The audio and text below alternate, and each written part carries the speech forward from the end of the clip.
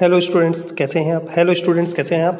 चलिए आज का रामा न्यूज स्टार्ट करते हैं। पीडब्ल्यूएफ रैंकिंग में लक्ष्य सेन वर्ल्ड नंबर 125 पर पहुंचे। 21 मार्च 2023 को पीडब्ल्यूएफ द्वारा नवीनतम पुरुष एकल रैंकिंग में लक्ष्य सेन बैडमिंटन प्लेयर हैं और अब वो वर्ल्ड रैंकिंग में 25 नंबर पे पहुंच चुके हैं। ठीक है दोस्तों, याद रखेंगे पहले ये नंबर 6 पर थे और बाद में फिर इनका करियर का सबसे बेस्ट रैंकिंग नंबर 6 था, बाद में ये 25 पे पहुंच गए हैं। क्वेश्चन ये बनते हैं कि लक्ष्य सेन कौन से नंबर पे पहुंचे हैं। ठीक है, एच एस प्रणय 9वें नंबर पर है। एच एस प्रणय भी बैडमिंटन खेलते हैं। वुमेन्स में पीवी सिंधु 9th रैंक पे पहुंच चुकी है, जबकि साइना नेहवाल 5 पायदान खसक के 32 नंबर पे पहुंच गई है। इंपॉर्टेंट है। अगला करंट अफेयर्स है दोस्तों। स्टेडियम का नाम हॉकी खिलाड़ी रानी रामपाल के नाम पर रखा गया है। बहुत फेमस हॉकी खिलाड़ी थी रानी रामपाल, जिनके नाम पर ये क्या बोलते थे स्टेडियम का नाम रखा गया है। और ये फैसला लिया है एमसीएफ रायबरेली, मतलब उत्तर प्रदेश सरकार ने फैसला लिया है कि रानी रामपाल के नाम पर गर्ल्स हॉकी स्टेडियम का नाम रखा जाएगा। ये पहली भारतीय महिला खिलाड़ी है जिनके नाम पर ये किया जा रहा है। ठीक है दोस्तों, चलिए आगे बढ़ते हैं। स्वास्थ्य का अधिकार विधेयक पारित करने वाला राजस्थान देश का पहला राज्य बन गया है। ठीक है, अशोक गहलोत वहां के मुख्यमंत्री हैं जिन्होंने स्वास्थ्य का अधिकार दिया है अपने राज्य के निवासियों को। इसमें सरकारी अस्पताल और निजी तौर पर संचालित संस्थान दोनों में राज्य के प्रत्येक निवासी के लिए अनिवार्य निःशुल्क आपातकालीन उपचार का प्रावधान होगा। ठीक है, स्वास्थ्य का अधिकार हो चुका है, लगभग बहुत सारी चीजें अब फ्री में वहां पर इलाज होंगे।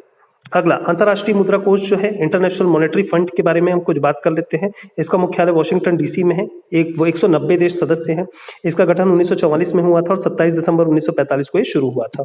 ठीक है, अंतर्राष्ट्रीय मुद्रा कोष जो है वो किसी भी देश को बैलेंस ऑफ पेमेंट के कंडीशन में लोन देती है। बैलेंस ऑफ पेमेंट का मतलब क्या होता है, यदि किसी के देश के पास में विदेशी मुद्रा नहीं है तो उसे लोन के रूप में विदेशी मुद्रा या फॉरेन करेंसी देगा। फॉर एग्जाम्पल श्रीलंका के पास में पैसे नहीं थे तो IMF ने उसे पैसा दिया।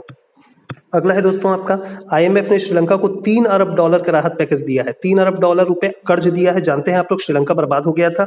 इसके बाद में IMF ने उन्हें $3 अरब रुपए दिए हैं। 1 अरब में 100 करोड़ रुपए होते हैं।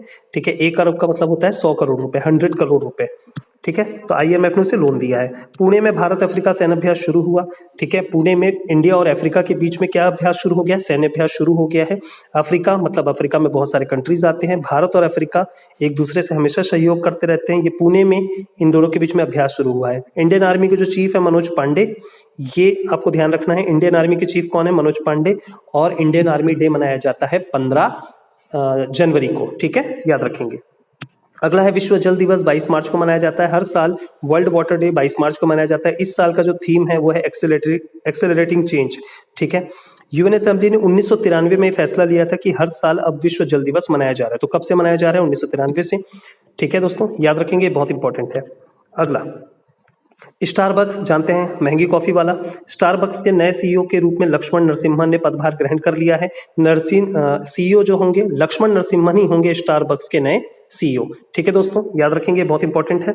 स्टारबक्स बहुत बड़ी कंपनी है, दुनिया भर में इसके 34,000 स्टोर्स हैं। ठीक है, तो ये था आज का करंट अफेयर्स। आप लोग इसे नोट डाउन कर लीजिएगा, ये बहुत इंपॉर्टेंट है। Thank you.